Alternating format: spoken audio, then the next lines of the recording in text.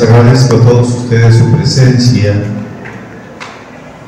también al Museo Casa de la Memoria Indómita, donde también nuestro camarada Carlos Pichardo es firmante de este documento, que también es la proclamación de un nuevo grupo, que así como se titula Arte y Pensamiento, el manifiesto, así el grupo se va a titular. Aunque ahorita aparecieron 10 o 11, aparecimos, es un grupo abierto para todos aquellos que quieran sumarse, pero sobre todo en el sentido que no nada más que quieran firmarse, sino que se comprometan a hacer un trabajo cultural y político, y sigamos extendiendo esa red. Les agradezco también a mis amigos Bacari Ayá, Cristian Salazar, su presencia, y esto es muy significativo porque ellos vienen de esa columna que unifica a toda nuestra América. Son andinos, Bacari es de Bolivia y nuestro amigo Cristian es de Ecuador. Somos una sola nación, la llamada Patria Grande, nuestra América de José Martí, que este día se conmemora la muerte en combate del gran revolucionario que nos pertenece a todos los latinoamericanos y a todo el mundo. Este manifiesto habla sobre esto, sobre todo lo que es el proceso de construcción de una patria grande dentro del contexto que estamos viviendo actualmente en el mundo, incluso con el peligro de un cataclismo nuclear, y no es todo después. En verdad, es necesario que tomemos una posición, que sepamos qué es lo que está aconteciendo. Quiero pedirle a uno de los compañeros, si quieres, que reparta entre los asistentes el manifiesto, y ya lo iremos leyendo, los que quieran escucharlo simplemente, los que también quieran irlo leyendo. Gracias. Posteriormente del manifiesto, terminando la lectura, les pediremos a nuestros compañeros músicos que tomen dos, si tienen otra, pues 3 canciones, y posteriormente abriremos una ronda de intervenciones, de preguntas, de comentarios, para que esto sea un momento recíproco en cuanto a compartir las ideas que tenemos, ¿no? Vamos a iniciar Arte y Pensamiento, manifiesto. Estamos hoy, viernes 19 de mayo de 2023. Conjunción de voluntades. El impulso que mueve a quienes suscribimos este manifiesto tiene una raíz profunda.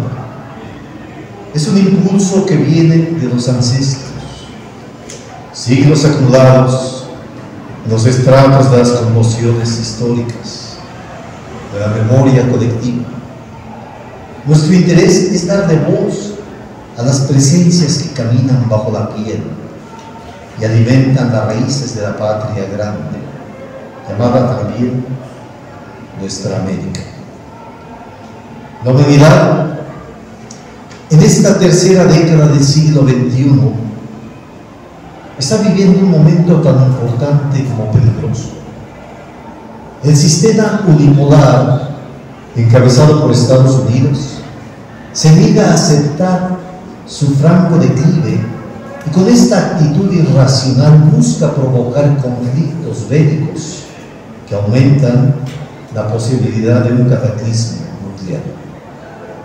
Los viejos imperios europeos, subordinados a las órdenes de Washington, han sacrificado no solo a sus pueblos, sino a buena parte de su industria en beneficio de los intereses geopolíticos de la élite de poder que domina gran parte del mundo. Pero el dominio que siglos antes mantuvo a Europa en todos los continentes y que aún conserva el imperio del dólar en muchos rincones del planeta, está siendo desafiado y superado por los nuevos poderes que no están dispuestos a seguir soportando las condiciones de saqueo y desigualdad que permitieron, a partir del falso descubrimiento de América, el estado de bienestar de los llamados países del primer mundo.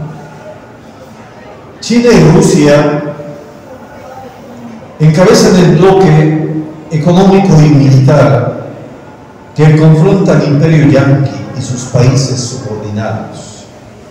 Muchas naciones que ya no quieren seguir bailando según la tonada del dios Sam desean incorporarse al BRICS, cuyos 5 países representan el 40% de la población mundial. El proceso de desdolarización es irreversible e incluso antiguos aliados de Estados Unidos, como Arabia Saudita, están dispuestos a comerciar en monedas que no sean el dólar ni el euro.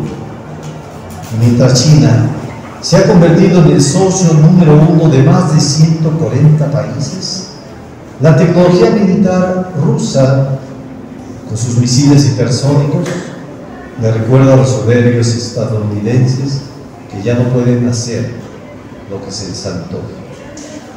En este contexto global, donde hasta los países africanos le han dado una patada en el trasero a los antiguos imperios esclavistas, la situación de América Latina muestra un panorama difícil, pues la tradicional política de sojuzgamiento que los yanquis han ejercido sobre nuestros pueblos no va a permitir una fácil emancipación.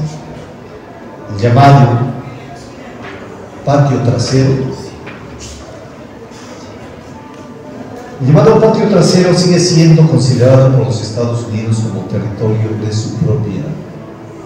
Frente a este panorama, el papel de los gobiernos y de los pueblos latinoamericanos es velar por los intereses nacionales y no por los de las corporaciones transnacionales. Y si los gobiernos no actúan en esta dirección, los pueblos tienen el derecho de rebelarse. La tradición de lucha en nuestra América es muy grande, desde el tiempo de la invasión europea y los posteriores periodos colonial y neocolonial. La lista de próceres que han encabezado los movimientos de resistencia, independencia y revolución es numerosa. Sin embargo, por razones históricas y políticas, los pueblos latinoamericanos no han podido gozar de sus recursos y gran parte de la población del continente continúa en la marginación y la pobreza. Ante tal diagnóstico, quienes suscribimos el presente documento, artistas, intelectuales, académicos, autodidactas, estudiantes o simples ciudadanos, nos comprometemos a trabajar bajo los siguientes lineamientos. 1. Lucha contra el imperialismo, entendido este como el complejo militar, financiero y oligárquico que controla las políticas de Estados Unidos y sus países subordinados, que impone guerras como negocio y estrategia de dominio, que somete económica, política, militar y mediáticamente a las naciones, que ejerce el racismo de manera consuetudinaria y que bloquea a los estados que no se subordinan a sus políticas, como son Cuba y Venezuela. 2. Rescate de nuestras raíces profundas, representadas por los pueblos originarios, cuyo concepto sobre la tierra es distinto al inculcado por el capitalismo de Occidente, para quien significa tan solo un objeto de explotación. Los pueblos originarios de América no consideran a la tierra como mercancía de intercambio, sino como la madre que nos otorga vida, el vientre de donde provenimos y a donde todos regresamos. Es el ámbito espiritual que nos vincula con los ancestros. Y como hijos que somos de esa madre que nos para en igualdad de condiciones, la propiedad, por consecuencia, debe ser comunal. 3. Apoyo a proyectos autogestionarios, porque la soberanía popular proviene de las bases. Y si los gobiernos no responden al interés colectivo, como es obligación de todo gobierno que se diga popular o democrático, es el pueblo quien tiene derecho a establecer sus propios métodos de organización y producción económica, política y cultural. Los conflictos sociales en Latinoamérica se remontan a más de 500 años. Los pueblos originarios fueron arrasados, sus pirámides demolidas para levantar iglesias, sus códices quemados conforme a un epistemicidio que comenzó curiosamente en España, el mismo año del mal llamado descubrimiento de América, y después de la toma de Granada el 2 de enero de 1492. El fanatismo católico encaminó todo su odio al conocimiento representado en aquel entonces por la Biblioteca de Córdoba, cuyo medio millón de volúmenes fue consumido por las llamas. Landa y Zumárraga, el primero en Yucatán y el segundo en Tenochtitlan, hicieron lo mismo en nuestro territorio. Los pueblos que resistieron fueron combatidos sin descanso, y aquellos que lograron sustraerse al dominio español se vieron aislados económica y socialmente. Conservaron gran parte de su cultura y sus lenguas, pero tal aislamiento de siglos explica su actual pobreza. Los invasores arrasaron bosques y selvas, pero no pudieron arrancar nuestras raíces. Es obligación nuestra rescatar aquello que aún sobrevive en lo más profundo del espíritu. Tal rescate no es tarea fácil. La mal llamada conquista trajo, además del generalizado despoblamiento, un fanatismo religioso que se arraigó profundamente. Se nos enseñó a creer, pero no a pensar. Al atraso educativo, tan solo por hablar de México, donde solo hasta mediados del siglo XX se alcanzó el 50% de población alfabetizada, se le agrega una educación basada en el eurocentrismo. La visión sobre el desarrollo de la civilización conforme a los paradigmas de las escuelas europea y norteamericana sigue permeando en gran parte de nuestras universidades. Al colonialismo militar, económico y político hay que sumar el colonialismo intelectual que domina gran parte de las academias. En México, algunos historiadores, entre comillas, aún sostienen que Europa vino a civilizarnos. Falsos hispanistas no defienden el mejor legado de España al mundo, como lo son Cervantes, el siglo de oro, la generación del 27, Gaudí, sus grandes músicos y pintores, sino a aventureros codiciosos como Cortés, Pizarro y Montaigne, quienes compitieron en atrocidades con Muñoz de Guzmán y el genovés Cristóbal Colón. Estos falsos defensores de la hispanidad justifican la Inquisición, la encomienda y el saqueo de los enormes recursos del continente como acciones necesarias para el desarrollo de la civilización. Sin embargo, a pesar del atraso educativo que apenas hasta las últimas décadas se ha venido superando, los distintos periodos que han atravesado nuestros países no han sido completamente oscuros. Luminarios como Sor Juana Inés de la Cruz y Juan Ruiz de Alarcón durante la colonia, Ignacio Ramírez y José Martí en el siglo XIX han contribuido a la conformación de una identidad y un pensamiento propios. Grandes pensadores como Lorenzo Boturini y Carlos de Sigüenza y Góngora no solo estudiaron la cultura de los antiguos americanos, sino que incorporaron al continente lo mejor del pensamiento universal. El siglo XX, tan convulsionado, permitió que en Latinoamérica se desarrollase una literatura y un arte de primerísima calidad. Al fenómeno mundial que significó el muralismo, hay que agregar narradores como Rulfo Quiroga, Carpentier Borges, Asturias y Rómulo Gallegos, y poetas como Neruda Vallejo, Nicolás Guillén, Rosario Castellanos y Jacques Guerrero.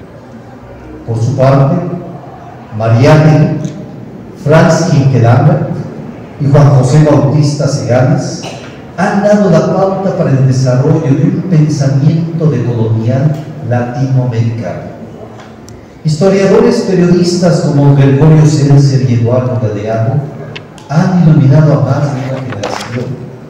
Obras como las de Alfredo López Austin y Miele Guido han trascendido la rigidez de las escuelas de antropólogos y arqueólogos subordinados a la visión eurocéntrica.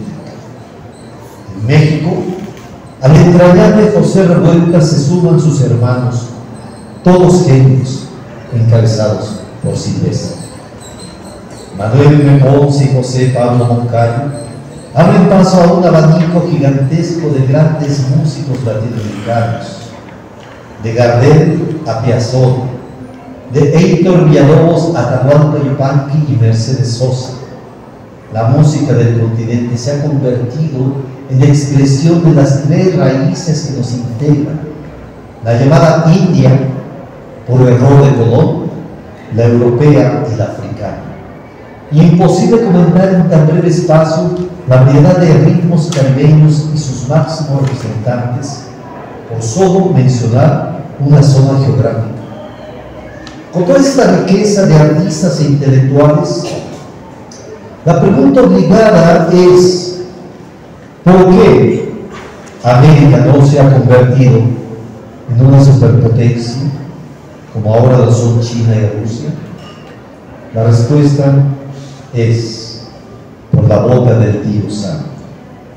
Para calcular nuestro potencial de recursos, recordemos que Sudamérica tiene una extensión un poco mayor que Rusia, 17.8 millones de kilómetros cuadrados ante los 17.2 del país euroasiático. No solo el eslogan de América por los americanos, sino los proyectos desarrollados por el Pentágono explican el atraso de nuestros países, a quienes los gringos han visto como territorios para saquear y no como pueblos que merecen respeto.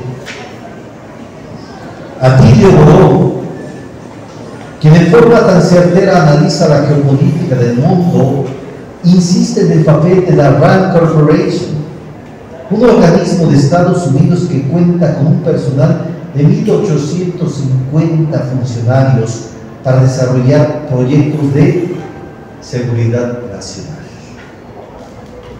Tal seguridad no es otra cosa que planes para desestabilizar países, realizar espionaje, proporcionar armas a los grupos criminales e introducir drogas con el fin de crear climas de terror y elaborar estrategias de manipulación mediática y justificar su intervención.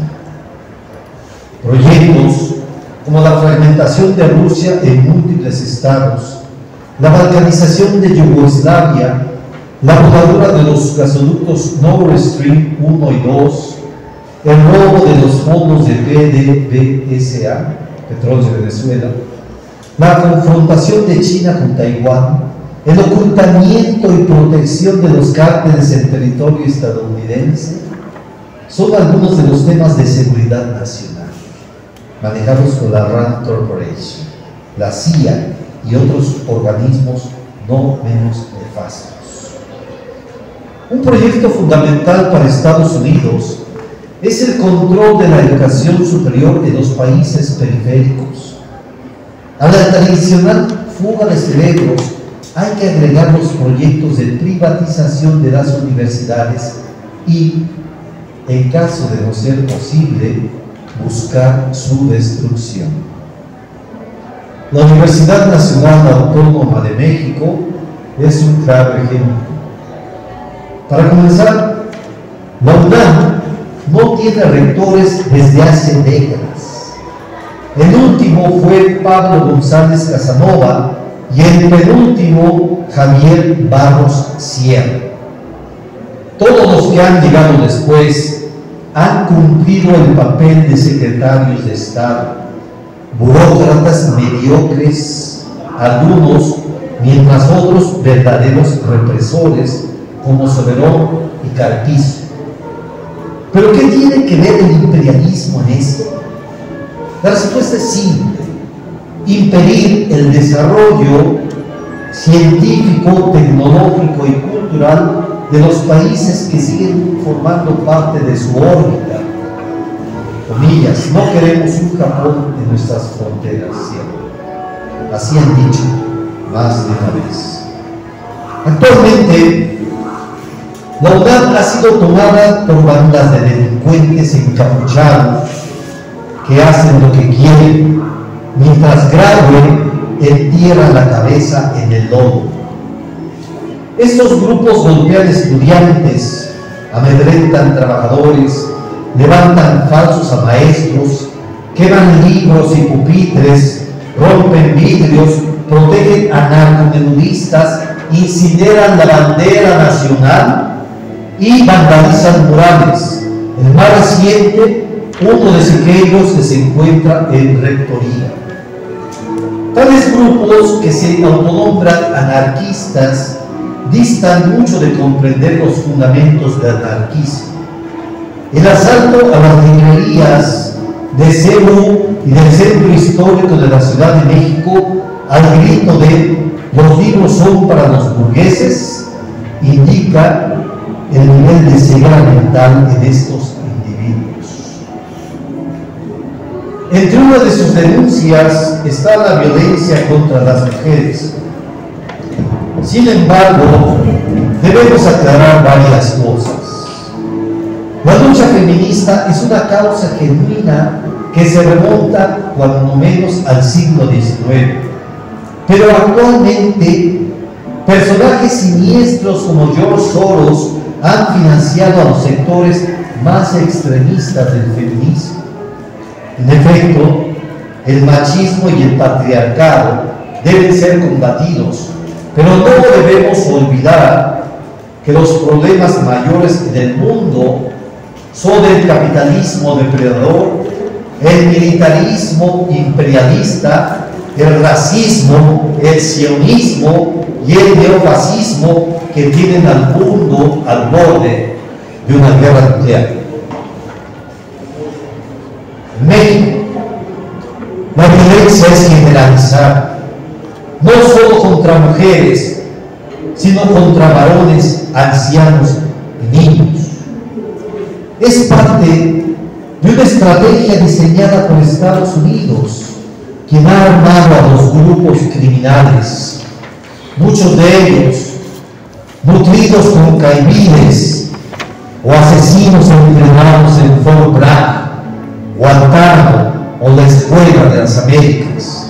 Contra esto, mujeres y hombres debemos luchar hombro con hombro, combatir toda injusticia, tal y como hicieron en su momento extraordinarias heroínas como Benita Galeán, Matilde Montoya, Concha Michel y Judith Reyes.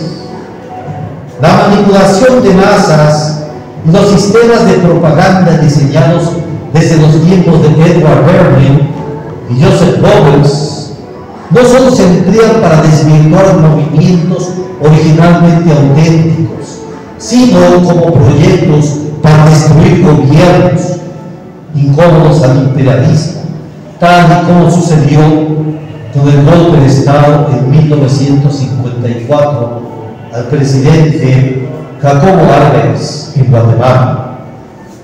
Los linchamientos mediáticos contra Venezuela y ahora contra Rusia demuestran la vigencia de tales procedimientos.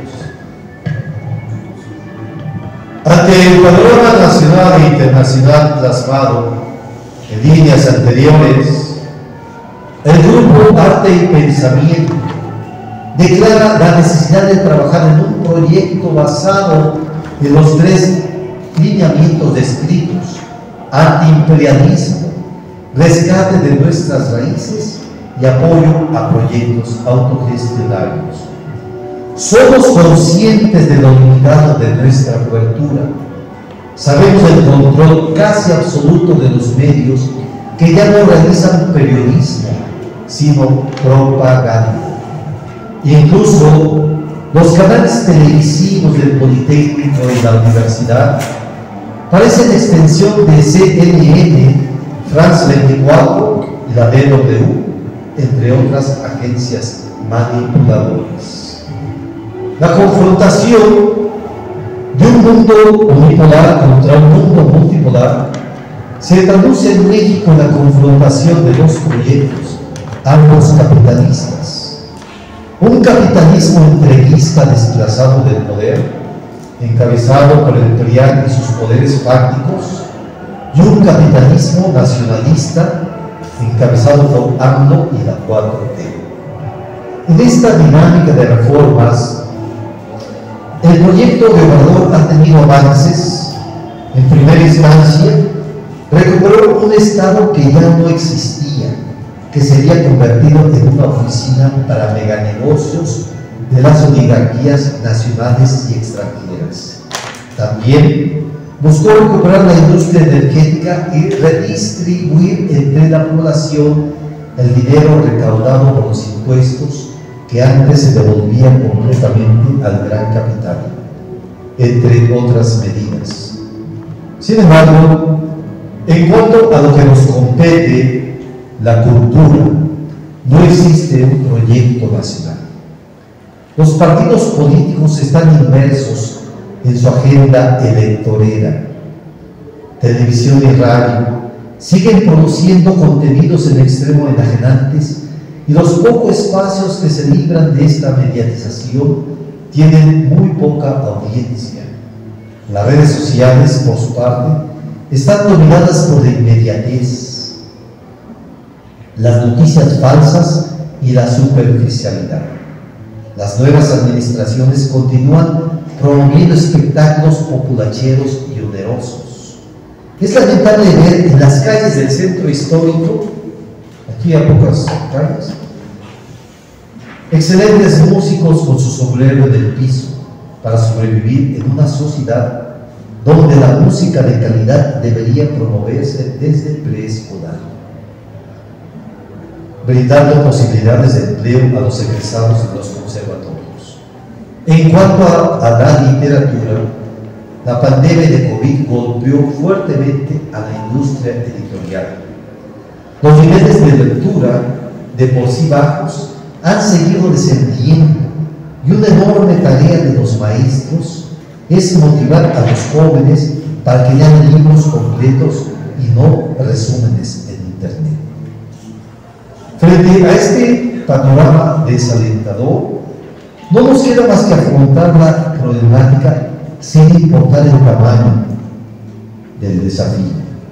Arte y Pensamiento buscará establecer una dinámica que lleve a un sector cada vez más amplio de la población una producción artística de contenido social y antiimperialista, pero con la mayor calidad posible.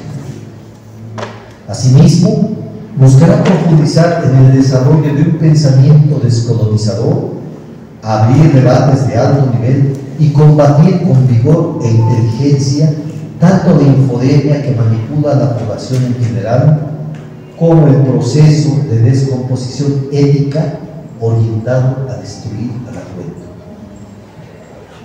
Nos proponemos desarrollar estrategias para establecer puentes, aprovechar los pocos espacios disponibles en los medios y fortalecer un proyecto autogestionario cada vez más profundo, comprometido con la liberación de nuestros pueblos de las cadenas económicas, políticas y mentales.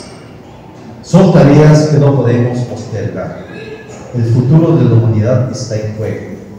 Bolívar, San Martín, Artigas, José Martí, el Che, Sandino, Zapata y Pancho Villa están vivos.